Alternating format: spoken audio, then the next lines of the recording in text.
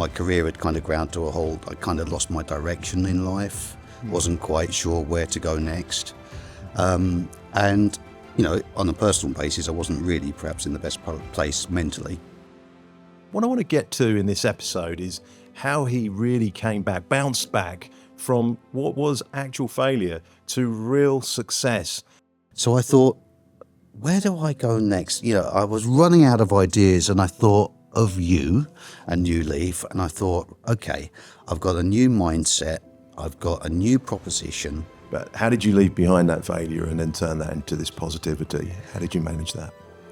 That's a great question. You don't just press the button and it doesn't happen overnight.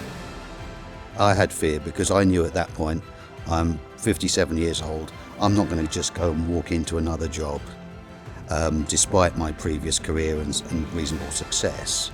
And I didn't want to walk into another job. Yeah. So I realised that this was make or break. Okay. This is New Leaf and Castle Financial Planning or bust. John Castle, welcome to the New Leaf podcast. It's really nice to have you here today. Thanks, Mark. Pleasure to be with you. We become good friends over your time with New Leaf, and we met really closely at the Blueprint event. Yeah. That was when we got to know each other really well over that few days. Tell me about your sort of background, first of all, and then we'll come to the New Leaf piece. Well, I guess I've been in the industry for a total of 30 odd years in various roles. And I had a period of great success, which unfortunately came crashing down due to health reasons a few years back. But when I first explored setting up my own practice and getting in touch with yourself, I wasn't necessarily in the best place. My career had kind of ground to a halt. I kind of lost my direction in life, wasn't quite sure where to go next. And, you know, on a personal basis, I wasn't really perhaps in the best place mentally. This is when you were starting to think about being self-employed and have your own business, you think? Yeah, Okay. because I figured I just reached a point where I didn't really want to work for anybody else. And I'd kind of had enough of being a bit of the corporate slave, as it were. And, you know, I just wanted to be my own man. But so it was great to meet you because, of course, you were one of the only networks at that time that would take anybody on that didn't actually have an existing client base and an existing revenue stream. And so that in itself was, from my point of view, an absolute door opener. And then when I met you and interacted with you and I got to realise, you know, who you are and how you are, it just felt like a natural fit for me. So I was delighted to join you. That was back in 2020. Good timing. Yeah. And for all the right reasons, I decided to join, and you welcomed me with open arms, which was great. Of course. But as I kind of alluded to, not only was I perhaps not in the best place within myself, I don't think I'd really thought through my proposition sufficiently. I tried to set myself up as a protection consultant. Proposition wasn't quite right. The route to market really hadn't been thought through properly and hadn't been planned. And whilst I stuck at it for, I don't know, what was it, 6 to 9 months, it felt like an uphill battle, and it felt like I was trying to make the impossible happen. And as you may recall, I called you towards the end of that period. I think you were on the service station or charging your electric car, actually. Yeah, that's right. I was on the other end of the phone, not in a great place and feeling that I was failing. And I'd kind of reached the conclusion I just couldn't go on as it was. So I was quite upset emotionally, and I had to tell you that I was going to leave. And of course, part of me was also worried about your reaction and the commitment I'd made to New Leaf and, you know, the financial arrangements and so on. And you were very kind and understanding, and you helped me to actually not make that decision, but you helped me actually to adopt that decision. and to leave. And then my next thoughts were, where do I go next? Yeah. Fortunately, with my CV and, I can come across reasonably well in an interview, I was able to get a job. Yeah. So I took a job with Blackfinch Investments. They're an alternative investment manager. And actually, I was a BDM role where I was effectively responsible for building a new patch and reaching out to IFAs Yeah. to encourage them to use Blackfinch's products and educate them and support them and so on. You even came to me, didn't you? I did knock on your door, You did. amongst many others. Yeah. Cut a very long story short, that was a 2-year period where I'm grateful they gave me the opportunity. The reality was, in the marketplace, the opportunity wasn't really there.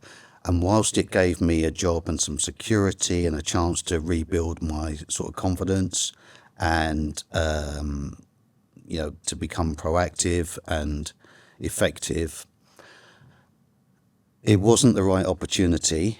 And it became very clear to me that at some point I was either going to have to leave of my own accord, and ideally before I was asked to leave, because from a commercial point of view, it didn't stack up, my salary and benefits and what I was actually bringing to the table. Okay.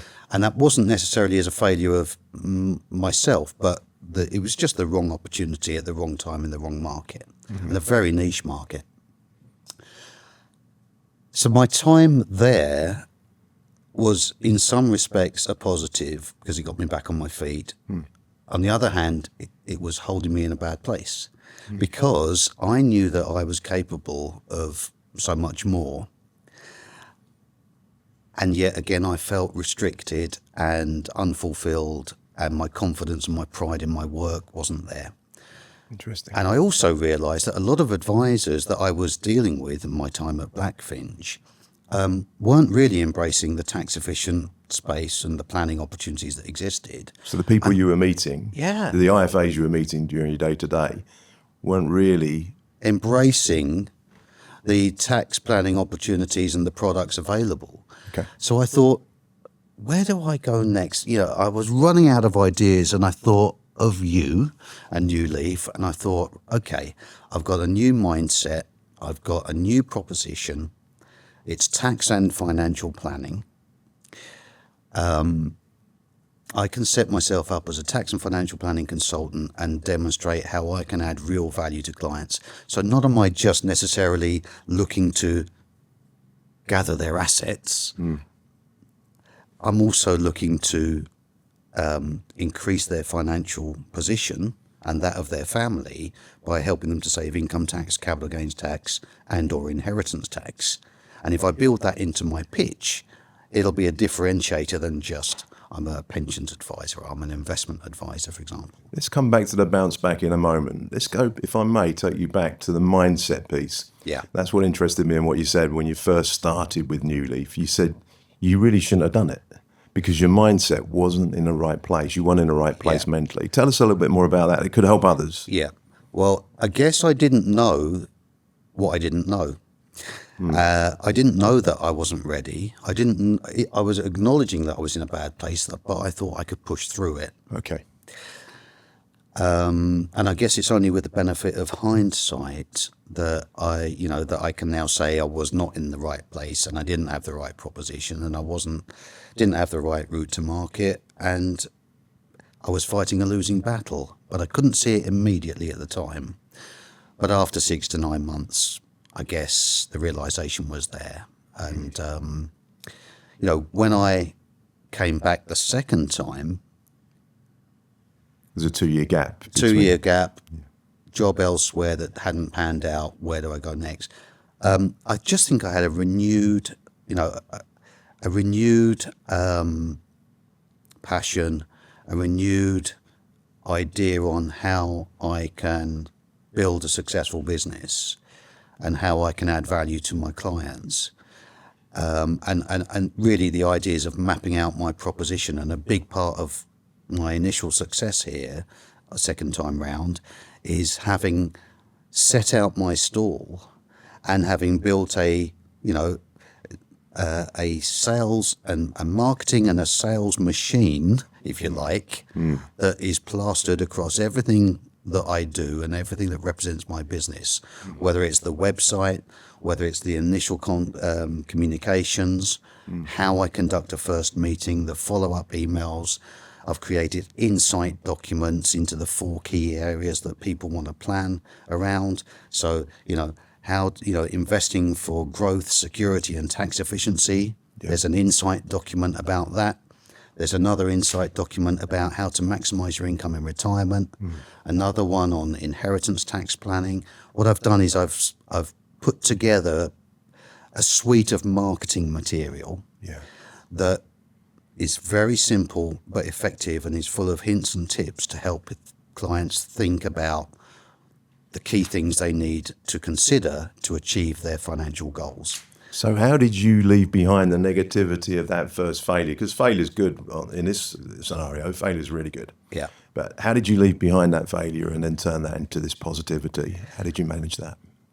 That's a great question. You don't just press the button and it doesn't happen overnight. So when I rejoined, I felt generally better positioned. Did you have any fear at that stage? Did you have Yes, fear? I had you had fear. a fear of failure? I had fear because I knew at that point, I'm 57 years old. I'm not going to just go and walk into another job, despite my previous career and reasonable success. And I didn't want to walk into another job. Yeah. So I realized that this was make or break. Okay. This is New Leaf and Castle Financial Planning or bust.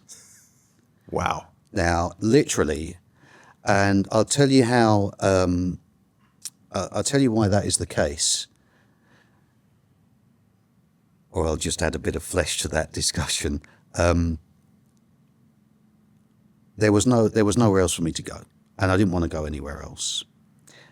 I had the fear, but I also, I suppose, deep down also had some self-belief and some confidence, and a realization that in recent years I had not fulfilled my true potential. Yeah. And this was my opportunity, and you gave me that opportunity by, welcoming me back the second time. Oh, I was chuffed. Honestly, I was so pleased when I got the call. So I was chuffed. There was fear. There was also a lack of resource in the background, which is, again, that fear and that lack of resource is a motivator to not be mucking about, to not be wasting time doing the wrong things in the wrong way. So I became very focused on not failing again and making sure that this time it's a success. Yeah. And I've just put so much time, effort, energy, mentally and emotionally and practically into building a proposition that gives me the best chance of success. How long have you been back with New Leaf? So we met again early last year. I rejoined, I think, for the initial training in May, signed off in July, spent 3 to 6 months looking at all my different avenues for marketing my business and gathering clients. Bearing in mind, I started with 0 clients, 0 income, and everything to go for. And so effectively I was back on my feet, if you like, operationally from July last year. Took a long time to get established and up and running and to generate inquiries and then convert them into paying clients. So I landed my first case in January this year, £40,000 investment, great training experience. And then since then, it's just gradually built and built and built on the basis that I've been really working hard on generating inquiries, given that the biggest problem we all have as advisors, whether it's mortgage or IFA, is finding clients. Yeah. But I've found a system that works. Let's hear about that. Your bounce back is amazing because last month you were top IFA in New Leaf. So within a year, for new business, you were top IFA. Yeah. That's a proper bounce back. Thank you. Is. Yeah. How have you done it? Tell us. Well, first of all, when I saw the leaderboard and my name on it, I was quite, pleasantly surprised. And And in some respects, it was a validation for all the work I've done over the last year. And I actually acknowledged, I gave myself a pat on the back rather than beating myself up, which is historically kind of what I've tended to do. And your question again was? Well, I noticed that you were top, and I was. How did you do it? How did you change that around so quickly? Yeah. Within a year, you're top. Yeah. For new business in that particular month, you're the top IFA in New Leaf. Yeah. How did you make that happen? Initially, I looked at all the marketing avenues and I explored LinkedIn, networking, professional introducers, reached out to a load of accountants, a load of solicitors, emails, phone calls, meetings where I could. So I kind of did all of the usual stuff. And, as an example, networking, it's almost, for me, it's a necessary evil, but I don't enjoy it. It's not my forte.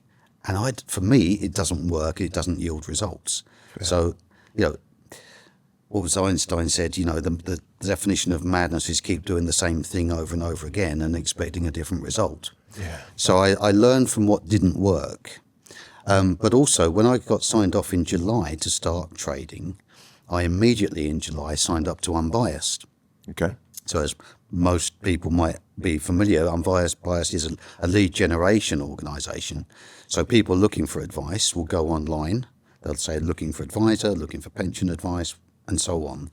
And inevitably they'll come to Unbiased, in their search. And then, so Unbiased are effectively a big marketing machine. They make money by charging fees to advisors for taking on enquiries. Yeah. The clients actually get the inquiries for free. And our job then as advisors is to decide whether to accept the inquiry and pay the fee for it. It's expensive. It can be. So I've got two areas. I've got Chelmsford, Chelmsford mainly, and then West London, because I have a London-based office. So I pay a fixed fee of about £700 a month to have the locations, and then I pay a fee for each inquiry. On average, let's say about £200 an inquiry. Now, you could burn a lot of money if you don't handle those inquiries in the right way, if you don't interact with the clients in the right way, impress them from the outset, and demonstrate how you can add real value to them from the outset. So I've learned through trial and error. I've spent a lot of money, typically £2,500 a month on lead generation, which is a significant investment. I almost ran out of money about 3 months ago before the conveyor belt started delivering the results. Yeah. But what I've realised and I've learned along the way is that it's absolutely an investment, not a cost. Okay. And generally speaking, I can generate, for every pound I spend on Unbiased, I can probably generate a £4 return. Good. In year one. Plus, of course, we've got the ongoing fees as well. Yeah. So I keep feeding the machine. Yeah. I keep learning and refining my process for dealing with them, with the inquiries and getting the clients on board. And over the past 13 months now, I've found something that just works for me. We'll have to do a masterclass on that, on the absolutely Mastermind works. Alliance, one Monday for the group. So I'd be happy to do so. So even though it's been expensive and it almost made me run out of money, thankfully, everything else fell into place. Yeah. The results started coming through, and it's more than paying for itself. So I will just keep going, probably at the same level of investment, because I've got something that a process around using these unbiased leads that works. Yeah. The return on investment is good. And, if somebody would give you, if you gave somebody £1 and they gave you £4 back, you take it. How often would you do it? You take it. You just keep doing it. So I've got a repeatable process. And if I'm honest with you, with all the other routes to market that I've explored, this is the one that works for me. So I'm just going to keep going. It's fantastic when you find success like that. Let's go back to when you rejoined New Leaf. What sort of help did you get from the group, the team, the mentorship from Kerry Weaver, who's your mentor when you start? and the power planning team. What sort of Yeah. help did you get to get you going? So yeah, the kind of I guess standard induction, and Kerry was great because not only does he understand our industry and the New Leaf business and the model and the systems and the processes, he understands people with his psychology background, and he knows from experience in onboarding new advisors what works and what doesn't, so he can help you with the shortcuts and try and help you to prevent you from making mistakes, shall we say. Fantastic. What about the power planning team? Have they helped you? Because Yeah. every case is power planned for you from start to finish. Yeah. Well, look, this for me is one of the big differentiators with New Leaf, I believe, and also probably the greatest asset for me as a business owner and as a customer-facing advisor. Bearing in mind, of course, that I only make money when I'm sitting in front of a client.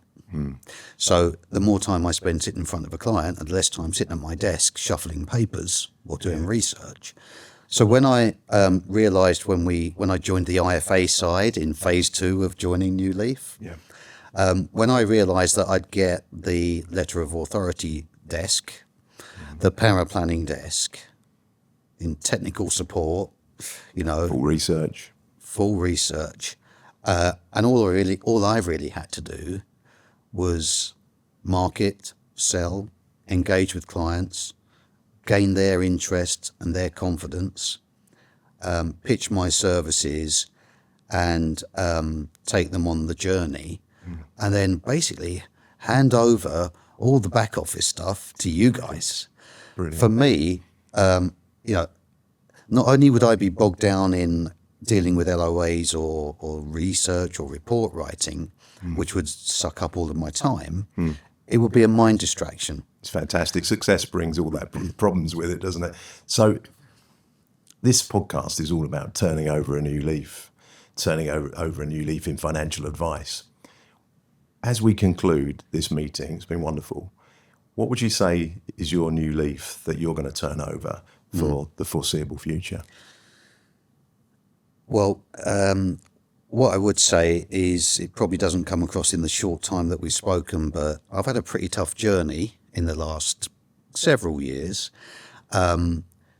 You've been part of it, and I think now that I feel that I'm in the right place with the right proposition and opportunity, it's time. My new leaf is to stop giving myself a hard time now. Yeah. It's to stop beating myself up, and the little kind of monkey on the shoulder that can sometimes we talk ourselves down. Of course. I think now that I've worked really hard, now that I've found my feet, started to get some success again, it's time for me to actually, then my new leaf is to give myself a little pat on the back, and to keep going. It's brilliant, John. John Castle, set yourself free, push yourself forward, and achieve the success you thoroughly deserve.